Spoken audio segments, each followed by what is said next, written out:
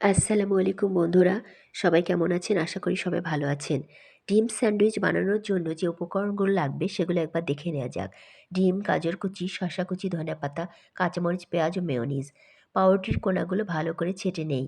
সবগুলো ছাঁটা হয়ে গেলে ডিমটাকে গ্রেট করে নেই। এরপরে ডিমের মধ্যে পেঁয়াজ কুচি, কাঁচামরিচ, ধনেপাতা, গাজর কুচি, লবণ, চাট মশলা ও অন্যান্য উপকরণ দিয়ে ভালো করে মিশিয়ে নেই এবং মেয়োনিজ প্রয়োগ করি। মেয়োনিজ দেওয়া হয়ে গেলে এটাকে ভালো করে মিশিয়ে নিয়ে পাউরুটিতে সুন্দরভাবে বিছিয়ে দিয়ে আর একটি পাউরুটি দিয়ে ঢেকে দেই। এখন একটি নাইফ দিয়ে স্যান্ডউইচ আকারে কেটে নেই। এভাবে সবগুলো স্যান্ডউইচ বানিয়ে নেই। সাজানোর জন্য কিছু গাজর কুচি ও কিছু ধনেপাতা দিয়ে সুন্দর করে স্যান্ডউইচগুলোকে সাজিয়ে নেই। এই হলো আমার ডিম স্যান্ডউইচ, পরিবেশনের জন্য একদম রেডি।